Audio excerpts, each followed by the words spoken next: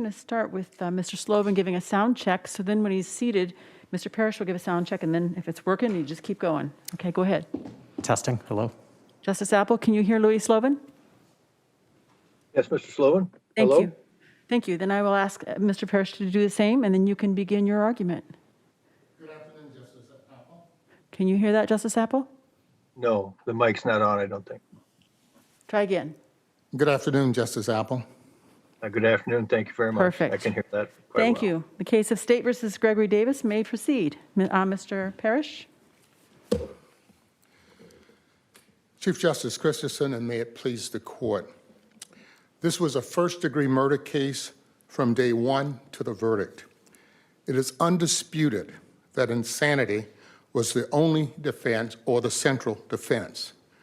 3 experts, one of them being the state's own expert, and the mother agreed Mr. Davis was insane. Everyone agrees the insanity defense was left out in only one of the 10 marshalling instructions. It was left out in the main charge. The model instruction suggests that a modification should be made, including the insanity defense added in the marshalling instruction.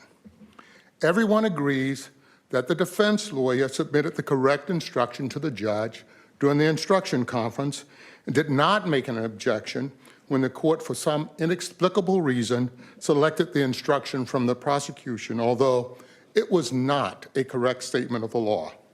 This is a classic case of the submission of conflicting instructions that sowed confusion, contradictions, improper cross-references, and ambiguity. It is also a case where it is demonstrated in its greatest form of simplicity where a defense lawyer fell asleep at the wheel. In turning to the Counsel case, which is kind of the case we all looked at for some guidance from the Court of Appeals, I turn to Justice Apple's concurring opinion where he struggles with this idea of where do we go if there's ineffective assistance. And he makes a couple of statements that I think are somewhat telling. He talks about in this Coos case, which by the way came from Lynn County also, it is difficult to understand the essential elements of the defense of justification were not included in the Marshall instruction in this case. And he also says, which is almost like the Bible, it is in a criminal case, the Marshall instruction is probably the most important instruction the court provides to the jury. There was no cross-reference to other instructions from which the jury could have gleaned the notion that the state was required to prove a lack of justification. But you did something interesting in the Counsel case that perhaps the Court of Appeals didn't do when they were evaluating the Davis case. Justice Mansfield, when he was going through his analysis, talked about some of the underlying factors in this case. And obviously in our argument to the Court of Appeals, we were trying to get the Court of Appeals, well, if you see that thin record, if you see something that's troublesome about the instruction, you have to go back and evaluate it. And you did it by comparing 4 pages of closing argument to by the government, to 7 pages by the defense lawyer, the number of instructions, and that type of thing. So I think under that structure, that's where you fall back on, and you have to fall back on that type of standard in the instructions. And there's a reason why. And I think Judge Allers kind of hits the nail on the head, because if you follow all of the cases that you have written on, they come up where there's a specific intent instruction and there's a general intent instruction. Well, you want to see if there's prejudice involved in that aspect of the case. That's what you have been doing with some consistency. And I think, Chief Justice Christensen, they did a battle over Benson to see who in fact wins. And it looks like they both won, but both reached separate conclusions by trying to follow your analysis in the Benson case, and that was a little bit difficult for them to do. But one thing that I think surprised everyone in the dissenting opinion, he broke it down as, I wish I'd used more eloquent words rather than these were messed up instructions. The next time I argue a case like that, I'm going to work on those words. But these were messed up instructions, and I noticed the dissent adopted it. Because I think Judge, when he was laying these out, Judge Allis, when he was laying them out, wanted to say it wasn't just this cross-reference that was missing, but a lot of other factors that were missing.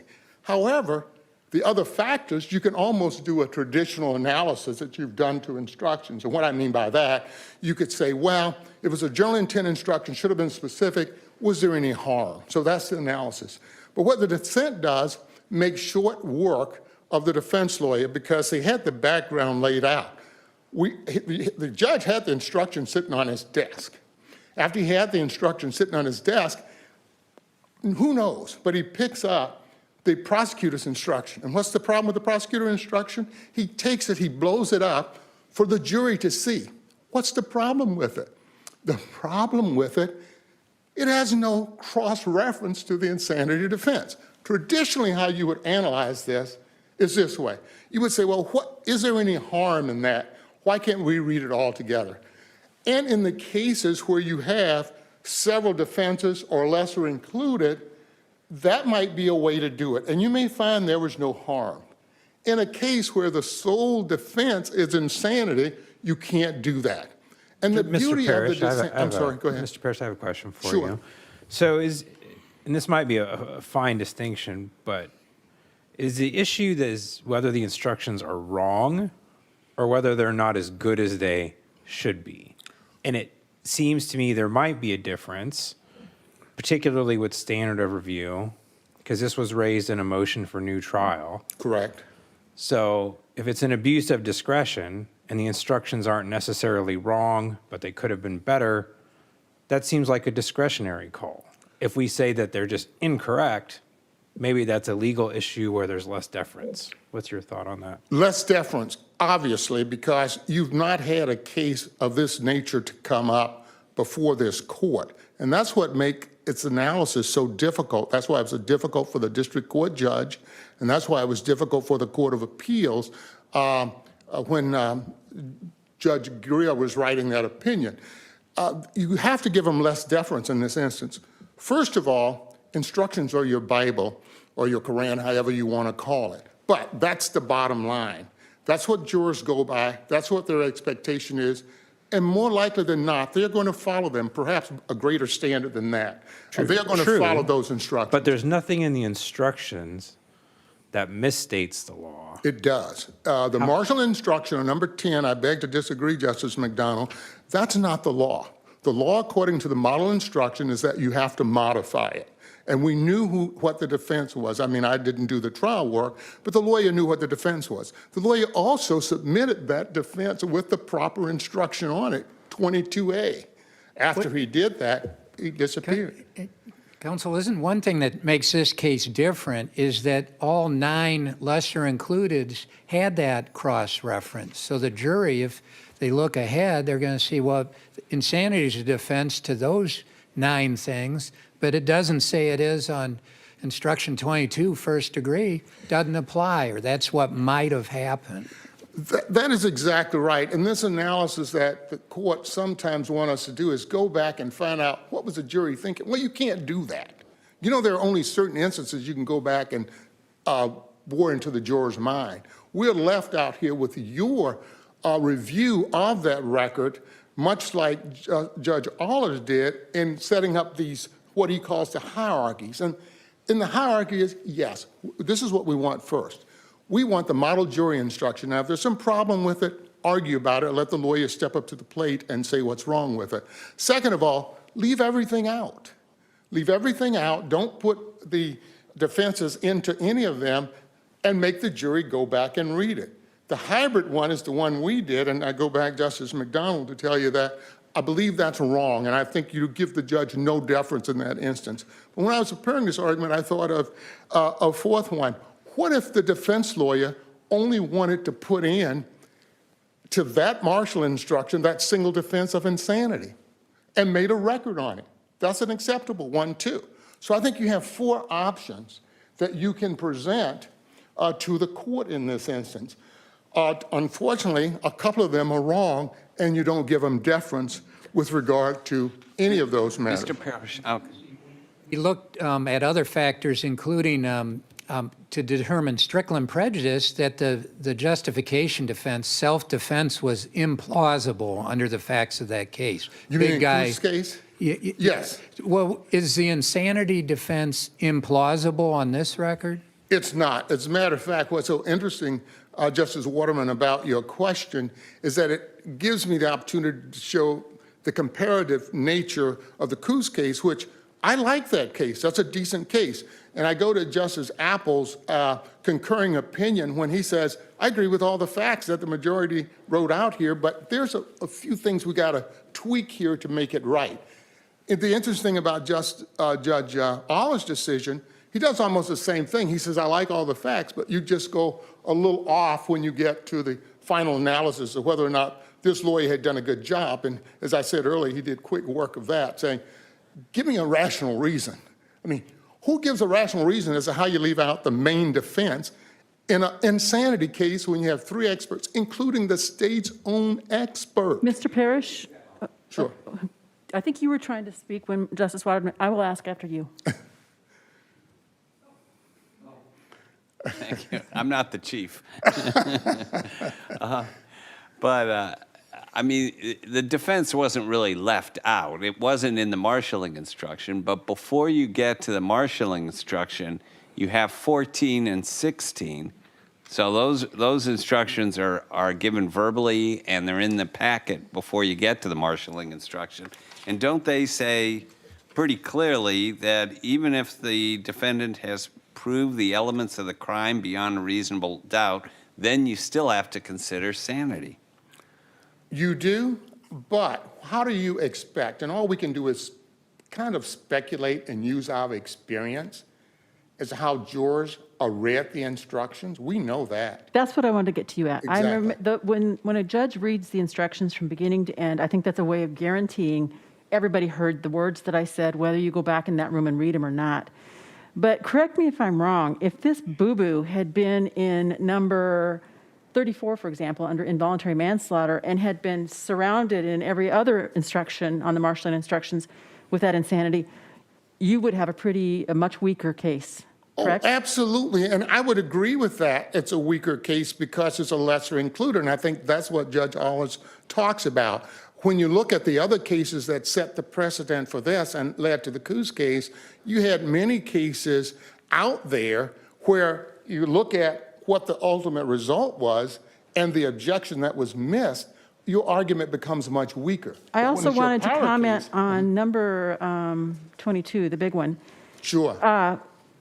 That paragraph, if the state has proved all the elements, blah, blah, blah, it's almost as if the word stop is there when they're in the jury room.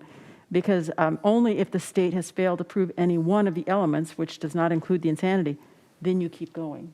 So correct me if I'm wrong. Was there much of a record made on that particular issue, even though it might be buried in 16, it might be also mentioned in 16 and elsewhere? The marshalling instruction is treated differently, and I assume it was at closing as well. It is treated different, Chief Justice Christensen, and the interesting about that is that the prosecutor took 22 that the judge had from some inexplicable reason given to him, put it up, blew it up, and I talked about in the Court of Appeals argument, gave the jury full reign of that. That was the essence of his argument. And if that blown up without the modification that the jury instructions have recommended, that's a real problem. And I think the maxim that Judge Allis put into his dissent, saying what's not there sometimes can make you think it doesn't belong there. So, I mean, I can't go back and tell you how it was missed. Nobody knows that. But at some point, this court has to grapple with that issue. You have to grapple with it because you don't want it to come up. Defense lawyers have to be vigilant in this area. Judges have to be vigilant. You can't be asleep at the wheel in an insanity defense case or any other type of case where a person is going to spend the rest of their life in the penitentiary. And if that had been included, I wouldn't have an argument. I think the other thing, if to follow the Benson case and your analysis there, Absolutely. If I look at a general intent as opposed to specific intent, I saw the general intent didn't do a lot of harm to my case at the end of the day, I don't believe I would have an argument. But the language is powerful here. The dissent is powerful, Justice Apple's concurring opinion that tells you what you have to look for. You put the Coos case with the Davis case, and you create some great law for this state. And that's the future of where this case ought to go. Because in the past, you just had these general intent versus specific intent, an objection that wasn't made, whether or not it applied to the lesser included offenses. That's a key question asked by Chief Justice Christensen, but you got to put that package together. And the only way you can put the Coos case together with the Davis case and give judges instructions, defense lawyers and prosecutors instructions is making this mash and say you cannot put the instructions together like that, where you leave out the marshalling instruction in the most significant case. Thank you. Thank you. Mr. Sloven?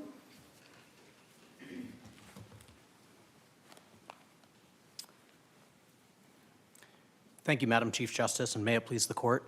Counsel? Good afternoon. This claim, this challenge, was not made to the jury instructions before they were submitted. That means we're in an ineffective assistance of counsel rubric. That means that Mr. Davis must establish both breach of essential duty and prejudice, meaning a reasonable probability of a different result. Now, the prejudice analysis includes a consideration of, is it possible that a reasonable jury would not have realized that insanity was a defense to first-degree murder? But I think that is also appropriately analyzed under breach, because it's not a breach of duty to not object to the instructions if from the whole instructional package that it would be clear that taken together, the instructions correctly convey the law. Mr. Sloven, can I push back on you on just one issue, and maybe you can clarify it for me? I understand this particular objection was not made in the district court, but as I understand the record, defense counsel did present to the district court judge an instruction, whether it was 22A or B, but a proposed instruction, that did contain the cross-reference to the insanity defense, and it was rejected by the district court, I think for a different reason, not for this particular reason. Is that sufficient to preserve error, given that the cross-reference was presented to the district court and ultimately rejected? No, that's not sufficient to preserve error, Your Honor. The reason is because that was never the basis for a challenge to the instruction that was submitted. The district court attention was never called to that difference between the instructions. There was never a challenge that this instruction is wrong because it omits the cross-reference. Now, there are cases that specifically, and we cited them to the Court of Appeals, and I am not recalling What was the right reason now. the defendant's proposed instruction was rejected? I mean, isn't it enough for the defendant to have the right instruction? And They were errors arguing preserved? about the statement of the fourth element regarding the intentionality of the killing. And if I recall that, when I read that colloquy, it was the district court that actually said the only difference between these two instructions is that element, even though, in fact, there was a difference related to whether or not the insanity defense was mentioned. So it seems like it was more of an oversight than anything. But when the district court said, oh, 22A and 22, the only difference is element 4, that kind of, not to defend the defense attorney necessarily, but it wasn't brought to his attention either when he had actually, to Justice McDonald's point, he had actually submitted the correct instruction. Does that change anything?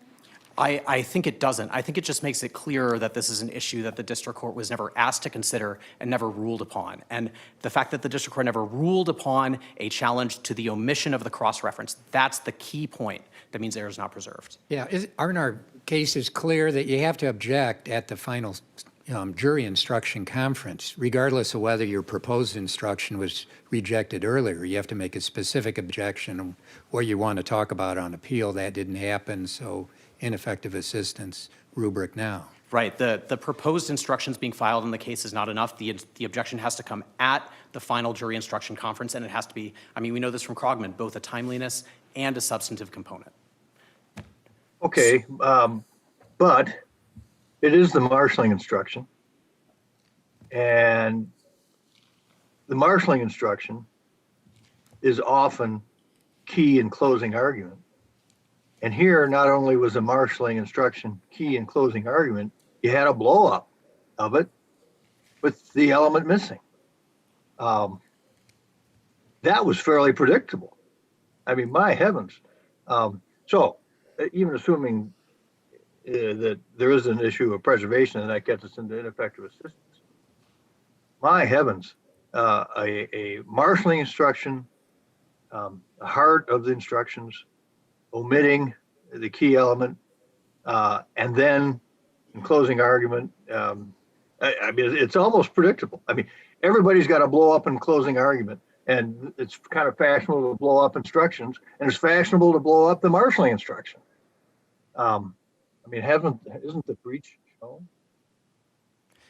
No, Your Honor. I think that regardless of what the second paragraph said, the state could always present the 4 elements and blow them up and go down by a checklist and save its response to the defense of insanity that the defendant has to prove by a preponderance of the evidence, save that for rebuttal, which is just what it did.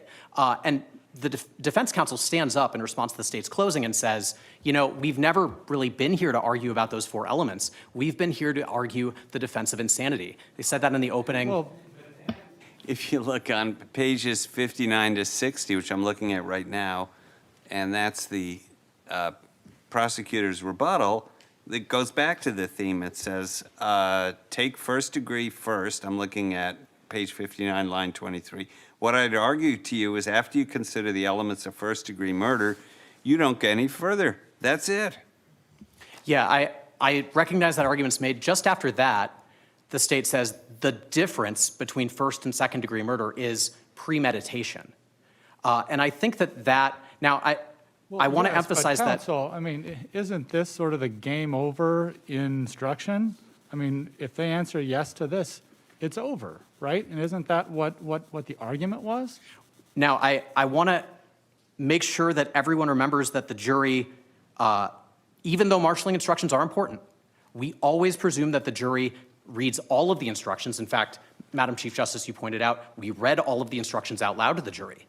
The insanity defense instruction 14 says, if you find beyond a reasonable doubt all of the elements of the crime charged, then you must consider the issue of the defendant's sanity. So they had in that whole package, and I want to point out that first degree murder was the crime charged.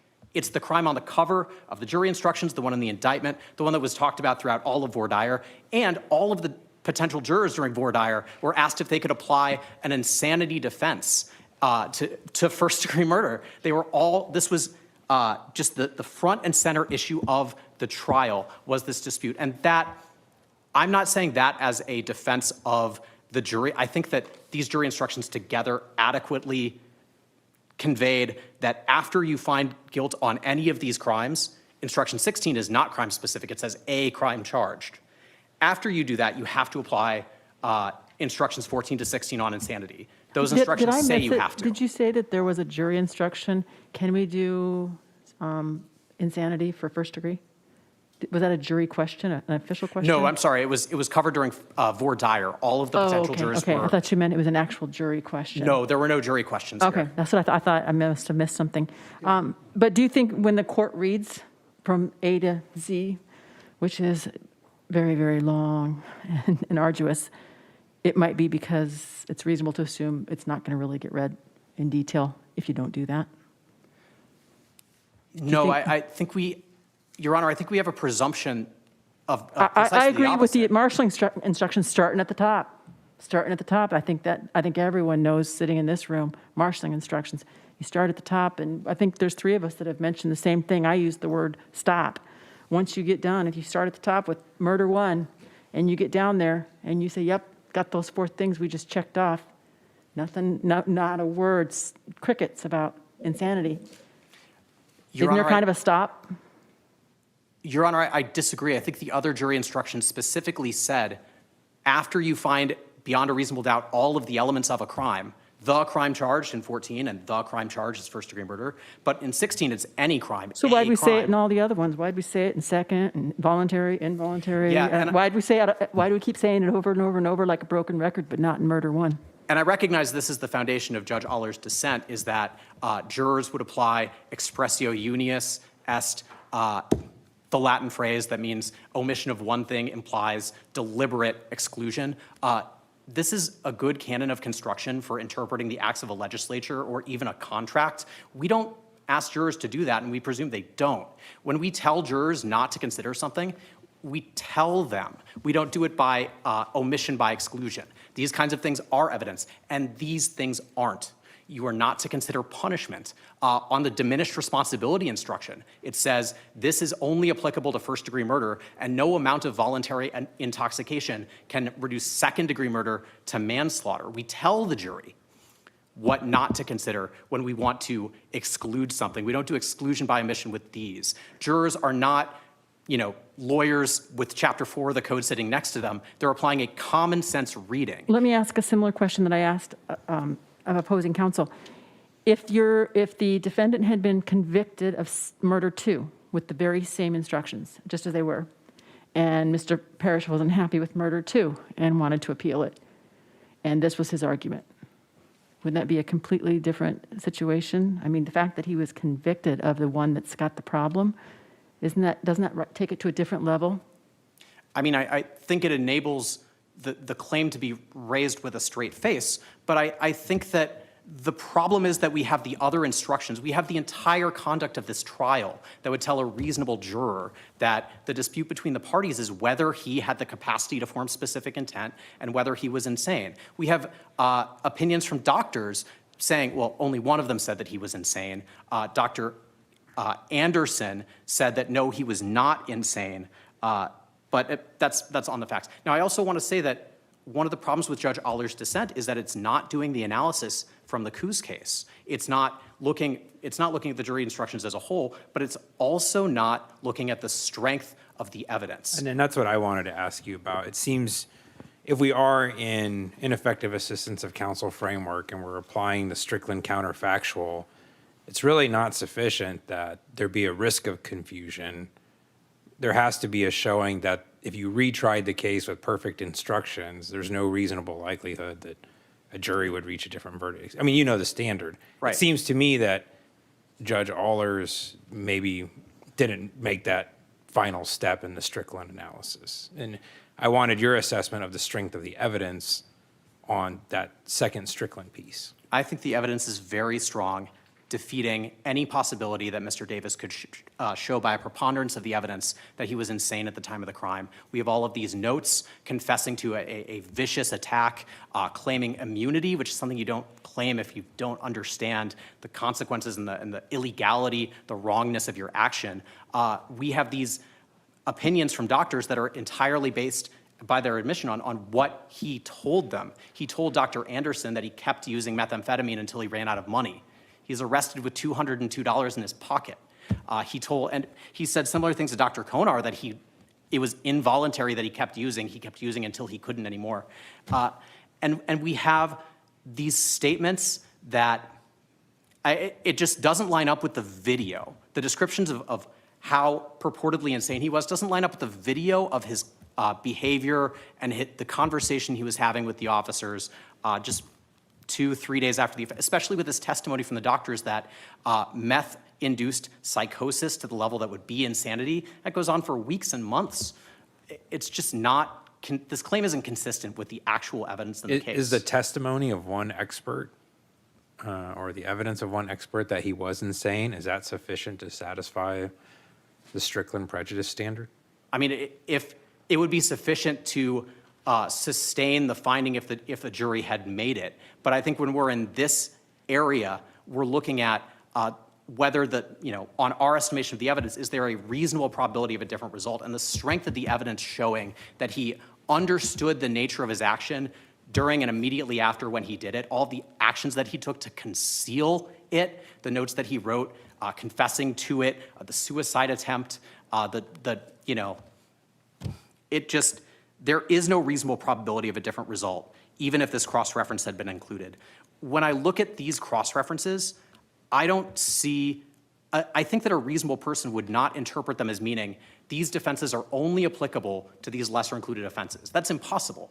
Instructions 17 and 18 are about a defense that's only applicable to first-degree murder, and it says so. So if the jury is really going to apply our kinds of canons of statutory construction with a magnifying glass, it would become immediately apparent to them that, wait a minute, these are defenses that are applicable to first-degree murder. They say so. And I think that...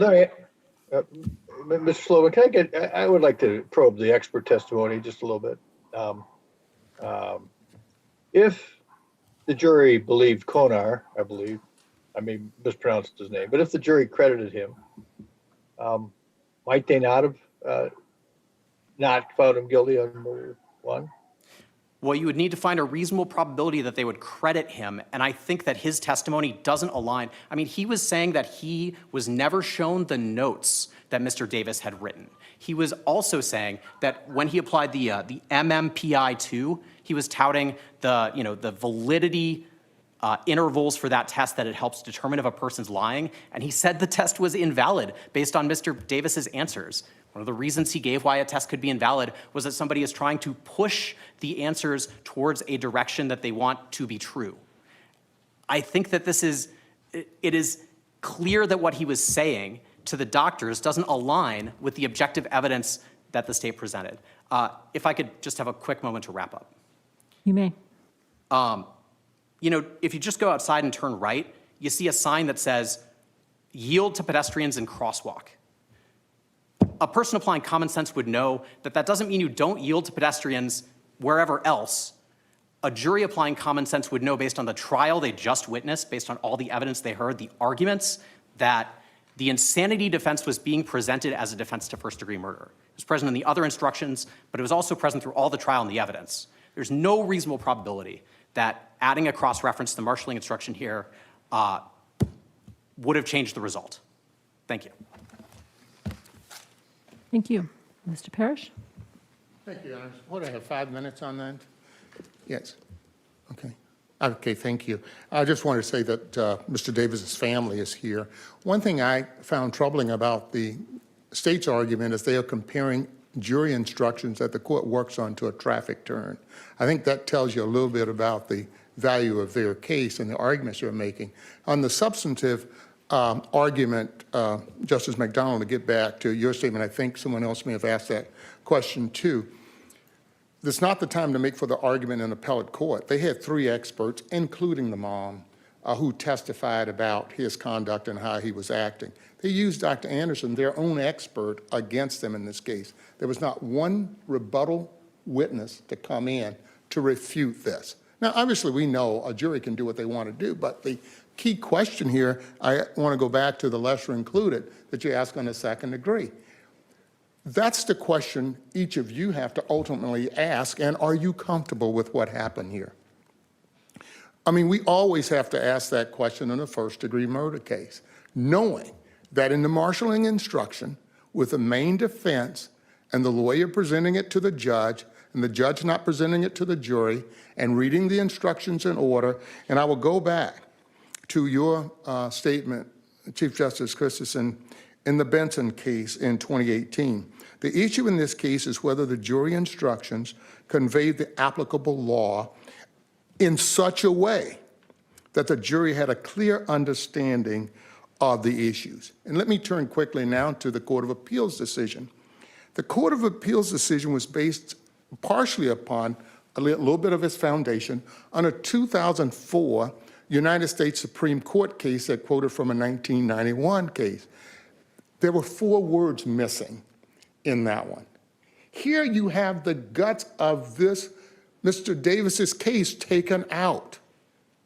And they still said, in some instances where there's ambiguity, contradictions, etc., there's a due process issue. And I would tend to disagree a little bit, Justice McDonald, with Justice Allers, even though I love his opinion. I didn't like his use of my words messed up. But in that case, he does talk about it, but simply because he made short shrift of the lawyer's case, give me a reason when you're writing this opinion, give yourself a reason as to how you miss your main defense in the marshaling instruction. And when a jury is sitting there reading it, give a reason when they're reading it. It's not like reading a traffic sign to yield. It's like, hey, it's not here. And had they come back with a second degree, my argument would be weaker. But they didn't. They came back with a first-degree murder conviction in the case where it was missing. Mr. Parrish, I didn't hear it made by Mr. Sloven today, but I think in the briefing they sort of make a point that if the jury had accepted the expert testimony that was presented by the defense counsel at trial,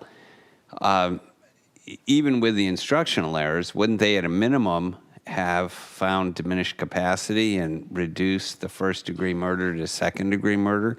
And the fact that they didn't do that, doesn't that suggest that the expert testimony was not considered credible in comparison to some of the factual evidence recited by Mr. Sloven? That's a great question, but you have to contort all of the facts to get to that point, Justice Mansfield. And what I mean by that, if you say that they looked at all this evidence and they decided, well, I'm going to look at diminished capacity. Remember, diminished responsibility instructions were messed up too. Oh, I used it again. They were not proper either.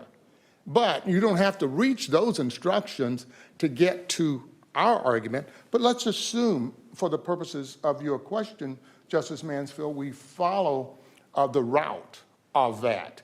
And you get down and you see diminished responsibility being written by this same judge who's written that it applies to not a specific defense crime. What's the jury supposed to think? I mean, if they're logical, if they're reasonable, if they're following instructions, by that point, they're going to be so confused that we can almost make the Benson application or the other case application to that. That's a rabbit hole to some extent in this case because the flaw in this trial is so basic and something we never want to see happen again.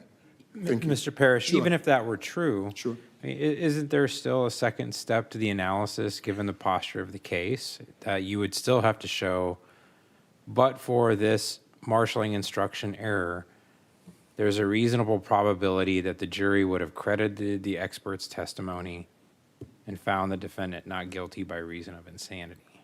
And the question is, correct? do you do that in your appellate analysis or do you look at what you have to work with and make that call? And if you look at what you have to work with and make that call, there is no room to go into his argument that's outside, I think, of what the basic tenets of this. What you see is a lawyer who had the right instruction, who then gave it, who then missed the marshaling instruction in the main defense. And then the jury reading that back in the room doesn't see it. Of course, you could go the other way, but I don't know where we end up in the future of the law if we did something like that. And that second analysis, Justice McDonald, is not required in this instance. Thank you. Thank you. The case of State of Iowa versus Gregory Davis is hereby submitted and court is adjourned for the day.